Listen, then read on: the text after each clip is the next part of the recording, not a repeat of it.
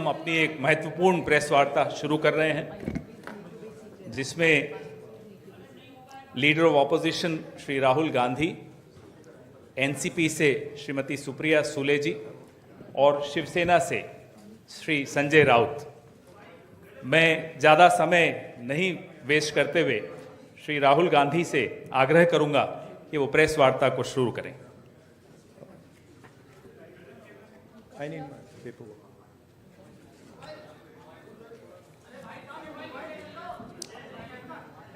आप सेटल हो जाइए, बस 2 मिनट में शुरू करें। नमस्कार। राउत जी, सुप्रिया जी, आप सबका यहाँ मैं स्वागत करता हूँ। नमस्कार। We represent on this table the entire opposition that fought the last election in Maharashtra, and we want to bring to the notice of the people of India some information that we have found about the Maharashtra election. We've studied in detail the voter lists, the voting patterns, and we've had a team who is working on this now for some time. And there are many irregularities that we have found. I want to place on the table a few things that I think it is important for the country, especially the young people who defend democracy, believe in democracy, to see and understand.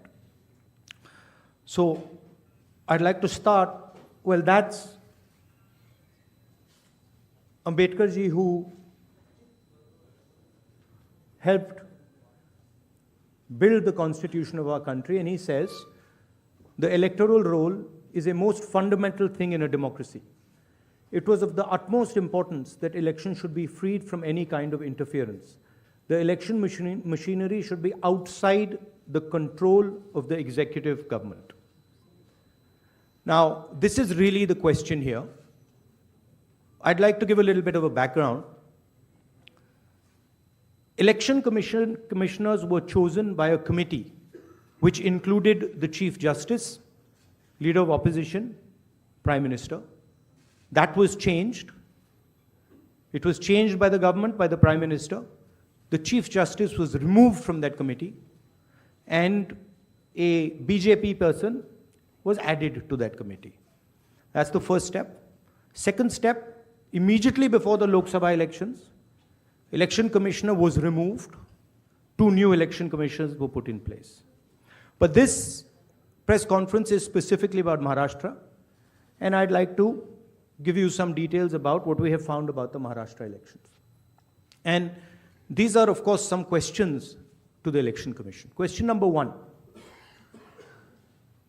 In 5 years, between Vidhan Sabha 2019 and Lok Sabha 2024, 32 lakh voters were added on the electoral rolls of Maharashtra. However, in a period of 5 months between Lok Sabha 2024, which these parties won, and Vidhan Sabha 2024, 39 lakh new voters were added in Maharashtra. Now the question is, why are more voters being added in 5 months after the Lok Sabha election than are being added in 5 years prior?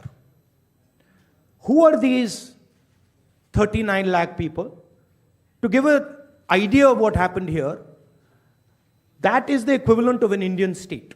The state of Himachal Pradesh has an equivalent number of voters.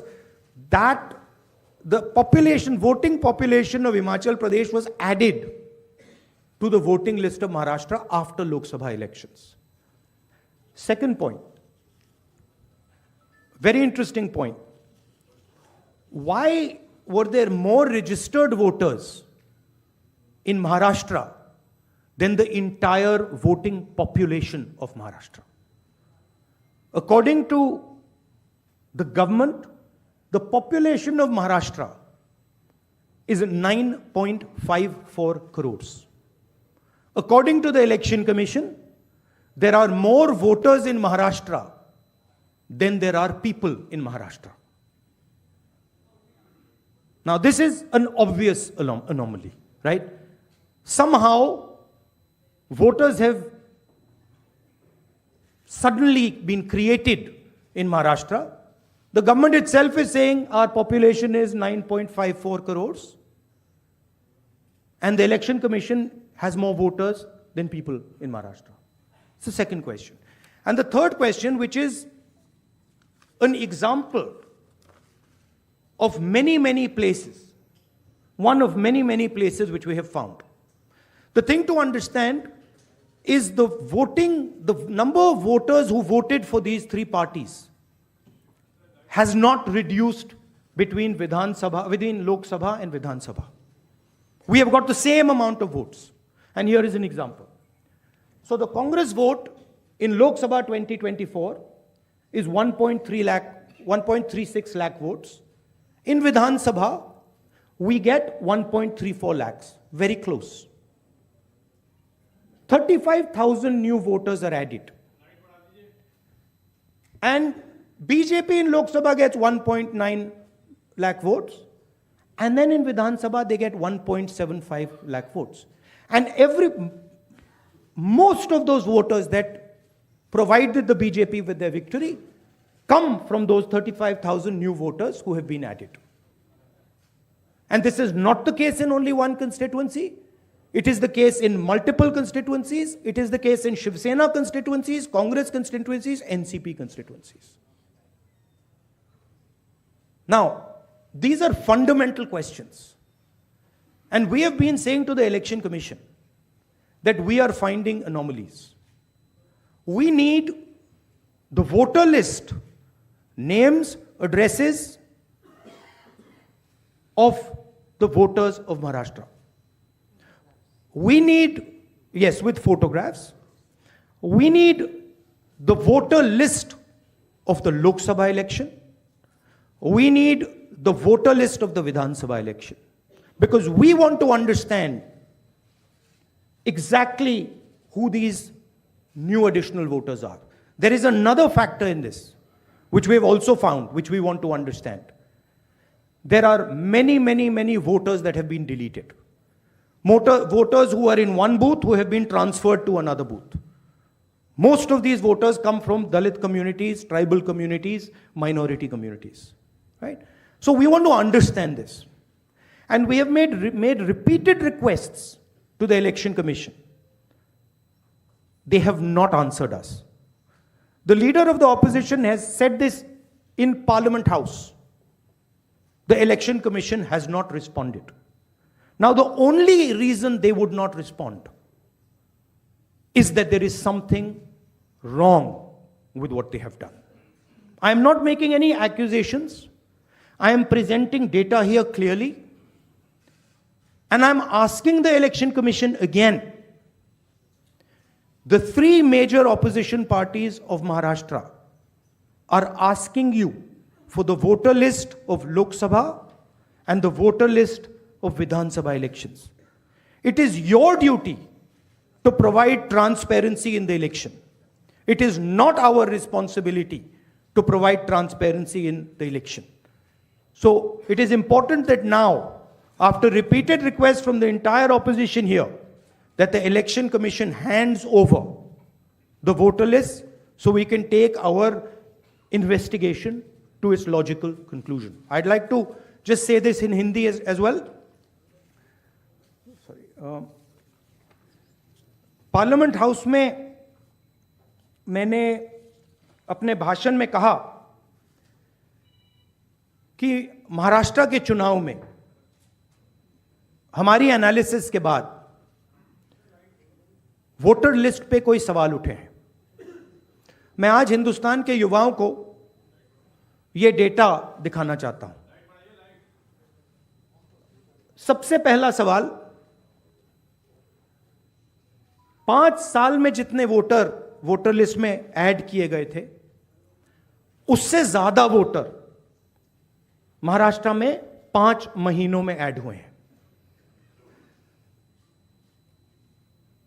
32 lakh voters Vidhan Sabha 2019 and 2024 के बीच में।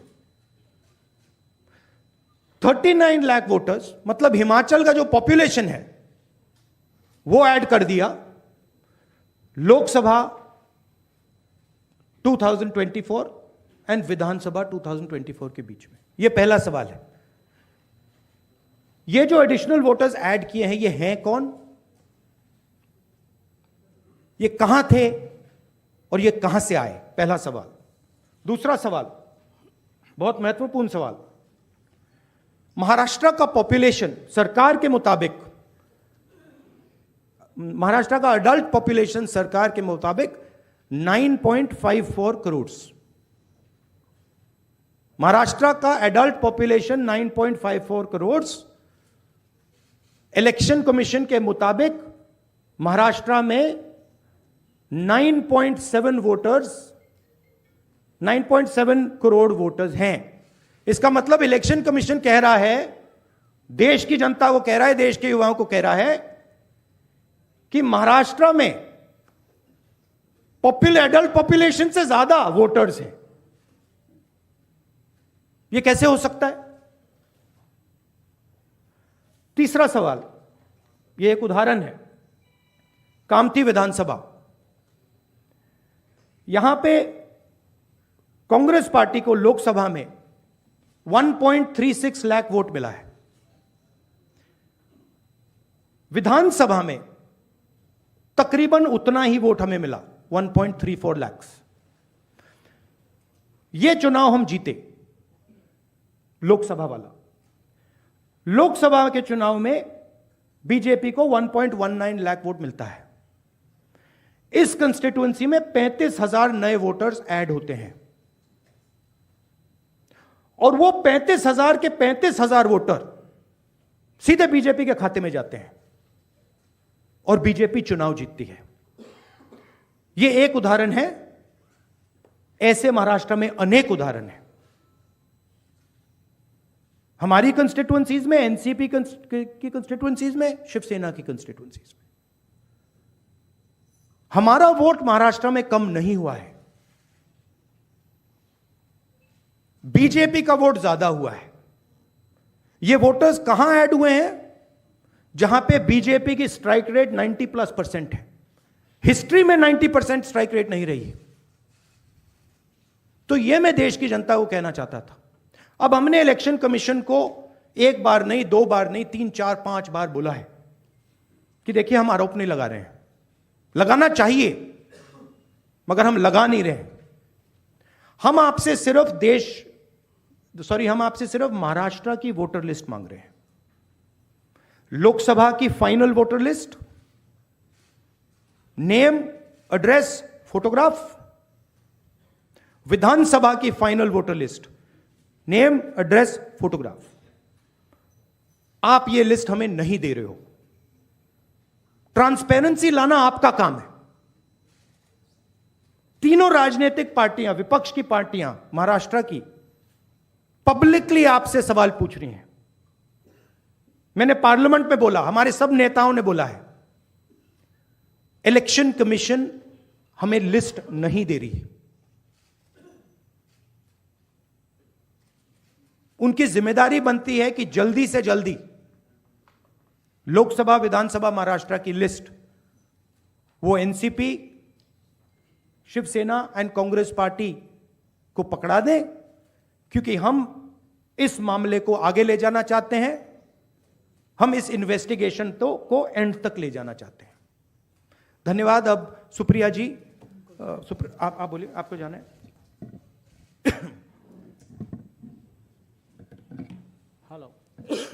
Hello,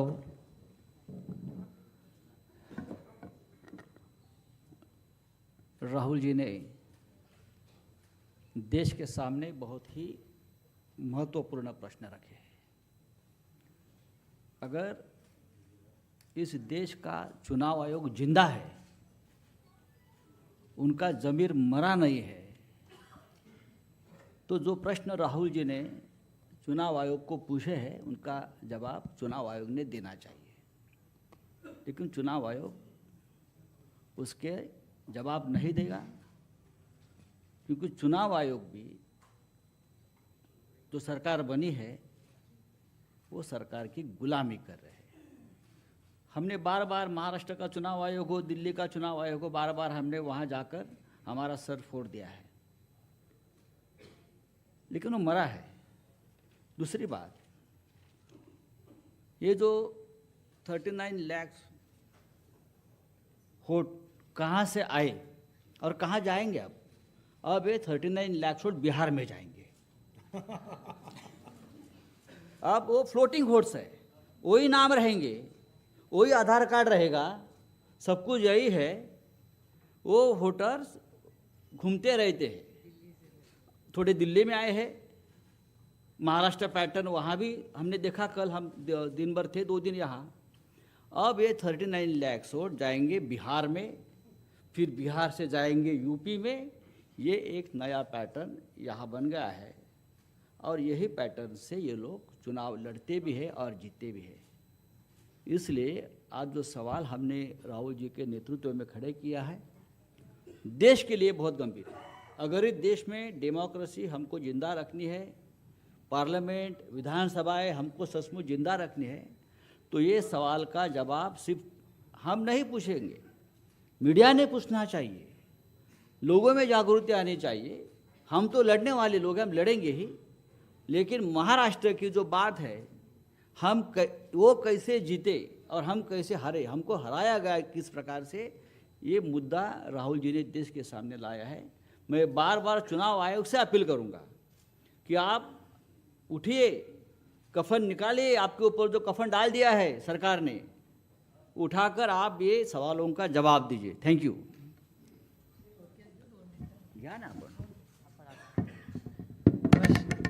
नमस्कार, मैं बड़ी संक्षेप से 2-3 अलग मुद्दे कहना चाहती हूँ। राहुल जी और संजय जी ने कहा, उसके बाद 2 चीज़ें मायने रखती है। एक तो मेरे जो सांसद में धैर्यशील मोहिते जी जो यहाँ आए हुए हैं, वो माड़ा लोकसभा से चुन के आए। उनके ही सोलापुर ज़िले में उत्तम जानकर जी इस बार हमारे विधायक बन के आए। उत्तम जानकर जी सोलापुर डिस्ट्रिक्ट से चुन के आए। उनका कहना है कि उनको वोटिंग जो हुआ है, मरकटवाड़ी, आप सब ने बहुत उस पर टीवी पे भी कवरेज दिया था, उसमें उनका मानना है कि वो चुन के आए हैं, लेकिन उनको जो वोट पड़ने चाहिए वो नहीं मिले हैं, तो वो फिर से जीते हैं, फिर भी री इलेक्शन चाहते हैं और कह रहे हैं कि बैलेट पे लिया जाए। उन्होंने उनके गांव में, उन्हें पूरे निर्वाचन क्षेत्र में सब मान भी गए, लेकिन वहाँ पुलिस भेजी गई और पूरा प्रोसीजर रुकवाया गया। तो वो इतना, हमारी सब मांग है वहाँ की, उत्तम जानकर जी और धैर्यशील मोहिते जी उनके एरिया में, कि बैलेट पे फिर से वोटिंग लाया जाए, मशीनें बंद की जाए। कि बहुत सारी ऐसी चीज़ें हैं, जब राज ठाकरे जी भी बोले हैं कि उनका जो एक कैंडिडेट था उसको खुद का भी वोट नहीं मिला है, ऐसा हो चुका है। ये सब डेटा आपके सबके सामने है। और दूसरी बड़ी बात, मैं इलेक्शन कमीशन वैसे तो बड़ी महत्वपूर्ण जगह है, लेकिन मैं बड़ी विनम्रता से कहना चाहती हूँ, हम और सेना बहुत वहाँ लड़े हैं। जिस तरह से हमारी पार्टी तोड़ी गई, जिस तरह से हमारे विधायक, हमारे एमपी, सांसद तोड़ा गया, पार्टी तोड़ी गई, हमारी लड़ाई आज भी शिवसेना की और एनसीपी की आज भी सुप्रीम कोर्ट में चल रही है। लेकिन और एक छोटी चीज़ उन्होंने की कि हमें जो सिंबल दिया गया और दूसरा सिंबल तुतारी वाजवणारा माणूस और तुतारी मराठी में, वो एक ही शब्द तुतारी तुतारी उन्होंने किया। और इसी सरकार के एक बड़े मंत्री है आज सरकार में, उन्होंने कहा था, जो आप सब ने मराठी चैनल्स ने दिखाया था, कि सातारा की सीट एनसीपी हार गई क्योंकि ये ट्रम्पेट और तुतारी थी, नहीं तो बीजेपी का वो सांसद हार जाता। ये सिर्फ मैं नहीं कह रही हूँ, इस सरकार के एक बड़े नेता कह रहे, जो मराठी चैनलों ने दिखाया, आज सरकार में है महाराष्ट्र में। और हम सब ने जब विधानसभा में मांग की कि आप तुतारी हटा दीजिए, बड़ा कन्फ्यूजन हो रहा है, हमारी 11 सीटें ऐसी है, इस कन्फ्यूजन में हम हार गए। तो हमारी विनती थी कि आप ये तुतारी हटाइए, तो बोले तुतारी हम ये सिंबल नहीं, हमने डेटा दिखाया कि कन्फ्यूजन हो रहा है ये सिंबल के कन्फ्यूजन में, फिर उन्होंने ट्रम्पेट नाम बदल लिया, लेकिन तुतारी वो रखी वैसी, क्योंकि जब बाहर वो जाता था वो देख रहा था तुतारी वाजोला नमारुस तुतारी, हम उस तरह उसी कारण हम सातारा की सीट हारे, और ये भी सत्ता पक्ष मान रहा है, रिकॉर्ड पे उन्होंने कहा है। तो ये कैसे चलेगा? ये वोटर्स लिस्ट है, ये मल्टी फैक्टर अटैक है, ये सिंबल का इशू है, फिर पार्टियां तोड़ने का इशू है, ये वोटर्स लिस्ट का इशू है, और कभी कभी मशीन, लोग नाराज़ होते हैं जब हम मशीन के बारे में कहते हैं, लेकिन बहुत सारे ऐसे लोग हम सबको मिलने आते हैं। तो ये मल्टी प्रोंग अटैक हो रहा है, और अगर एक सशक्त लोकतंत्र रखना हो तो फेयर इलेक्शन तो होना ही है। हारने का कोई दुख नहीं है, जीते हारे जनता तय करती है। हम तो जीत के आए दोनों, धैर्यशील जी आए, बट बड़ी विनम्रता से हम कहना चाहते हैं कि इलेक्शन कमीशन ये फेयर होना चाहिए, इतनी हमारी मांग है। और जो हमें जो लोटस लिस्ट फोटो सब मांग रहे बस हमें दे दे, बाकी हम लोग क्या मांग रहे हैं? एक सशक्त लोकतंत्र में इलेक्शन कमीशन का रोल बहुत जिम्मेदारी का होता है। जिस संविधान के बारे में हम लड़ रहे हैं, राहुल जी बड़ी ताकत से उसके लिए लड़ रहे हैं, आप देख रहे हैं पार्लियामेंट में क्या हो रहा है।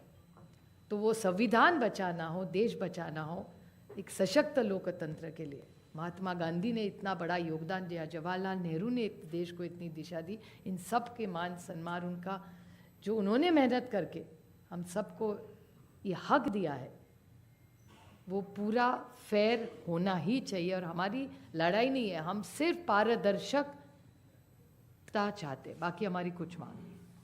धन्यवाद सुप्रिया जी। अब मैं, क्योंकि तीनों को जाना है तो कम सवाल लेंगे। ANI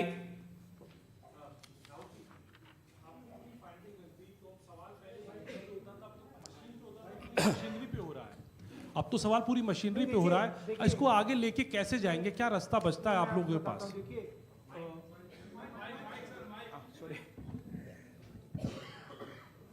देखिए, दो चीजों के बीच में हमें फर्क क्लैरिटी से रखना है। एक है स्पेक्यूलेशन। स्पेक्यूलेशन कोई कह सकता है कि भैया मशीन में कोई प्रॉब्लम है, कोई दूसरी बातें कह सकती है, और दूसरा है fact.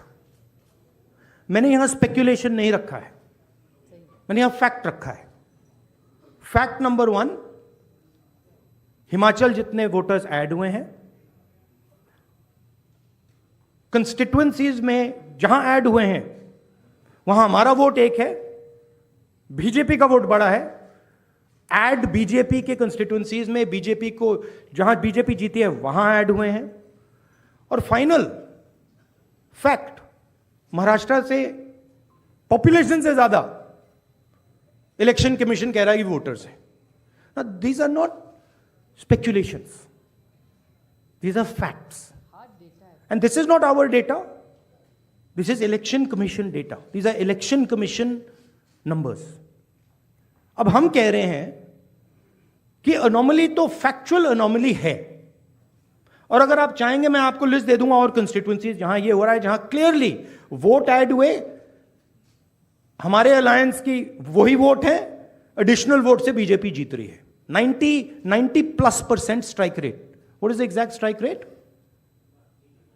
90% strike rate. Okay? These are facts. Now, Election Commission is the final authority. We are asking them. You are not going to be able to explain to us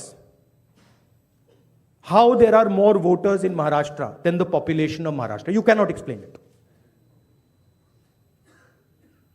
So what you need to do is you need to give us now the voter lists so we can explain it. And I'm sure if they give us the voter list, we will have another press conference here where the answers to these questions will be available to you. And so that is why we are asking the Election Commission again and again.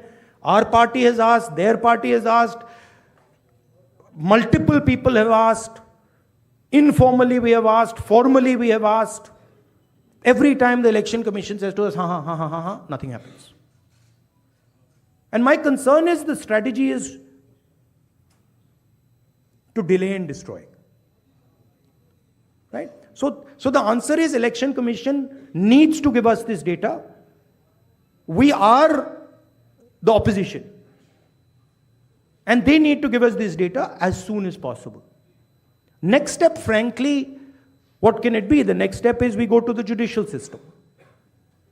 Right? Also, we don't actually understand the main issue here. This is actually a small piece of the puzzle. The big piece of the puzzle is voter deletion. We don't know how many voters have been deleted where. We know how many have been added, but we don't know how many have been deleted. We suspect the number of deleted voters is bigger than the number of added voters. We suspect. So, sir PTI, mic दीजिए.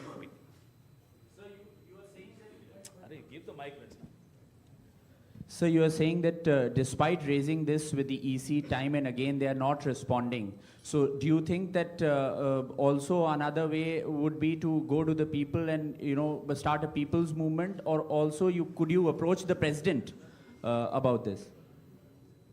I mean, I just mentioned, I think the next step of this is going to be go to the judiciary. But look, it's surprising to me that the Election Commission is not ready to give us the voter list. It should be surprising to you, right? There should be no reason for them not to give us the voter list. To me, the only reason possible for them not immediately giving us the voter lists of both these elections is that there's something wrong, and they know it, right? Sanjay Mishra ji. Rahul ji, आपने और संजय जी ने कहा कि voter list election commission दे नहीं रहा है, और जिस तरह का उनका रवैया है शायद आपको मिले भी नहीं. क्या आप लोगों के पास जो लोकसभा चुनाव के दौरान वोटर लिस्ट मिली थी पार्टियों को, और विधानसभा चुनाव के दौरान जो पार्टियों को लिस्ट मिली थी, उस लिस्ट के आधार पर कहीं कोई कंक्लूजन पर आप हमें सेंट्रलाइज्ड लिस्ट नहीं मिलती है, हमें बिल्कुल डिसेंट्रलाइज्ड लिस्ट मिलती है. तो हमें सेंट्रलाइज्ड एक लिस्ट चाहिए और हमें फाइनल लिस्ट चाहिए जिस लिस्ट पे वोटिंग हुई है लोकसभा और विधानसभा की. बड़ा सिंपल सा है, 15 सेकंड में भी ये इलेक्शन कमीशन हमें ये दे सकती है, बट नहीं दे रही है. मौसमी.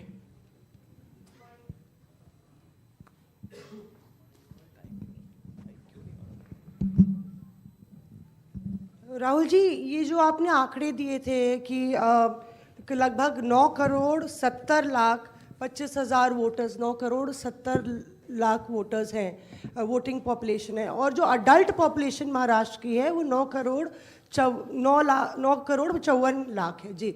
तो ये जो सेंसस क्योंकि 2011 में हुआ है, क्या हम लोग को इसकी सोर्स पता चल सकता, और क्या वो प्रोजेक्टेड पॉपुलेशन है 5 साल की अंदाजन निकाली गई है? That is the Union Ministry of Health and Family Welfare data. Right? So that is normally क्या होता है, जितने वोटर्स होते हैं उतने वोट ऑलमोस्ट कभी नहीं करते हैं.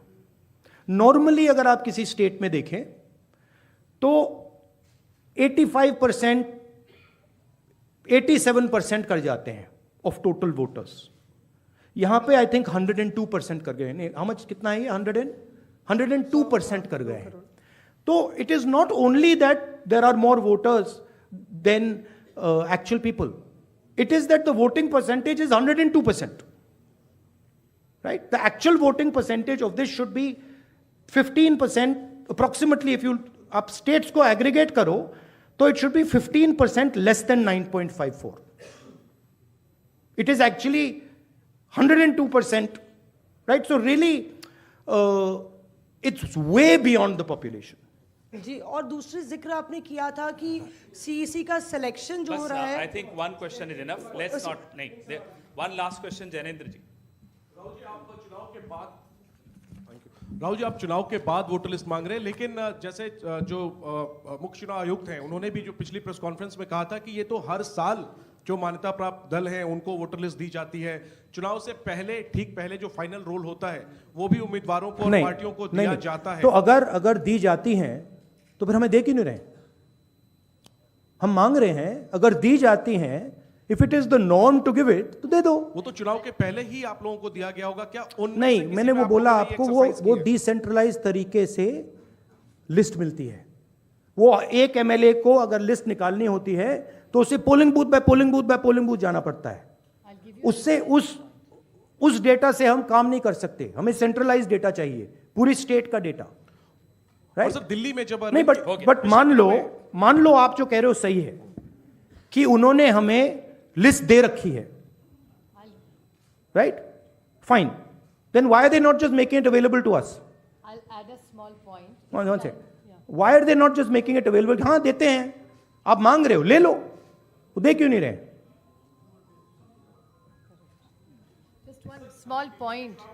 नहीं, you were, हम साथ में थे अरविंद जी के साथ उस मांग में। और एक बात बताओ, महाराष्ट्र में जब हुआ था, अभी ऑनलाइन नाम बढ़ा सकते हैं आप। मेरे खुद के निर्वाचन क्षेत्र का मैं आपको उदाहरण दूं, मैं रोज मॉनिटर करती थी, क्योंकि आजकल ऑनलाइन करके collector has the final authority. तो लास्ट 3 दिन जब हम पूरे चुनाव प्रचार में सारे बिजी थे, यहाँ नंबर बढ़े थे।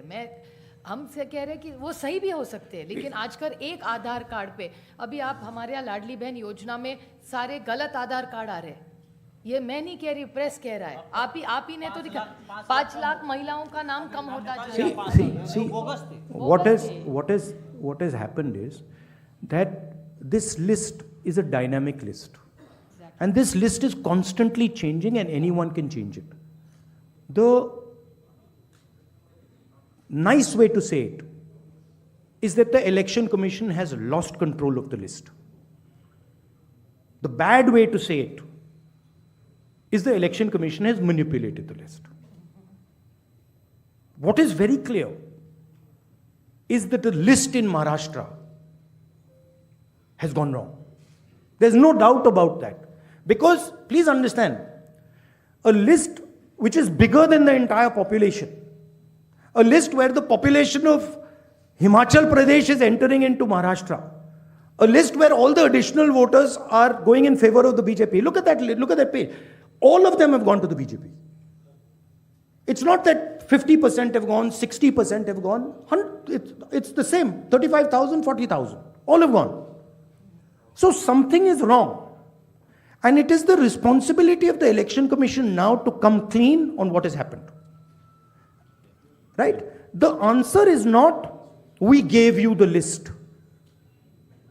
We as opposition are asking you for the list now. The answer is, give us the list now. Don't tell us about what happened in the past. We want to know now. If you have no problem giving the list, you've already given it to us, okay, give it to us today. And give us the Lok Sabha one with names, pictures and addresses.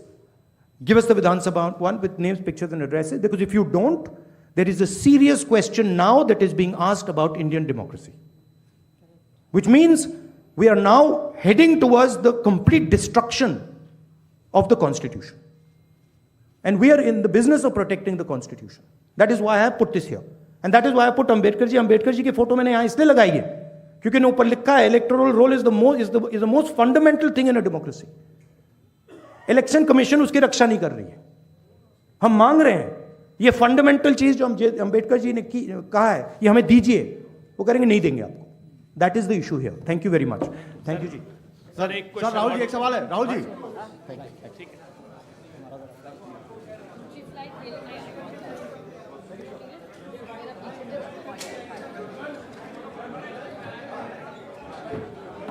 आप लोग lunch